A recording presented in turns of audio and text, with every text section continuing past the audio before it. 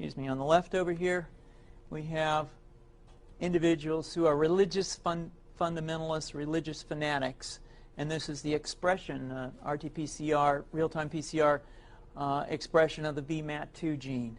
Over here, we have individuals.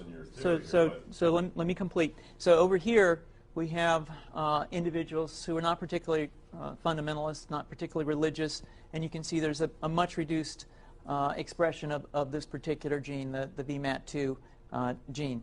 Another evidence that supports our hypothesis for the development of this approach. What you see here is by spreading this virus, we're going to eliminate individuals from donning on a bomb vest and going into a market and blowing up the market. So our hypothesis is that these are fanatical people, that they have overexpression of the VMAT2 gene, and that by vaccinating them against this, we'll eliminate this behavior.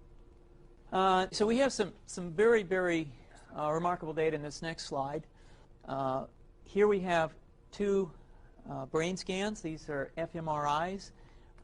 These are two different individuals with different levels of expression of VMAT2.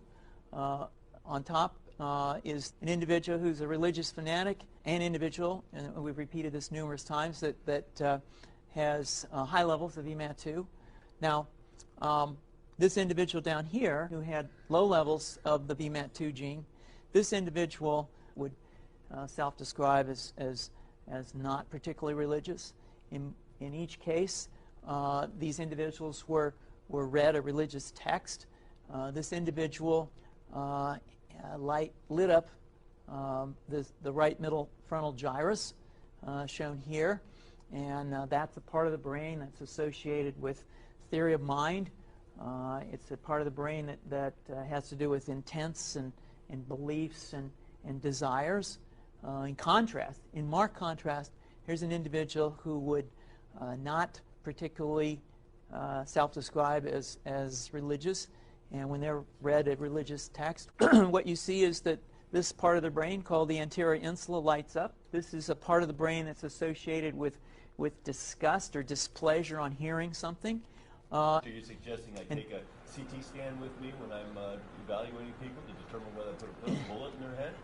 So the data that I'm presenting here supports the concept that we're proposing, and I think that we would not propose to do CT scans or fMRIs on individuals out in the hinterlands of Afghanistan. The virus would immunize against this VMAT2 gene, and that would have the effect that you see here, which is it's essentially to turn a fanatic into a normal person. And we think that will have major effects in the Middle East. How would you suggest that this is going to be dispersed? The aerosol? Well, so the present plan and the tests that we've done so far have used respiratory viruses, such as flu or rhinoviruses, and we believe that that's a satisfactory way to get the exposure of the largest part of the population. Most of us, of course, have been exposed to both of those viruses, and we're quite confident that this will be a very successful approach. This is fascinating. What's the name of this proposal? Yeah, so the name of this project is FunVax, which is the vaccine for religious fundamentalism. And you have a proposal already? The proposal has just been submitted, and I think that the data that I have shown you today would support the development of this project, and we think it has great promise.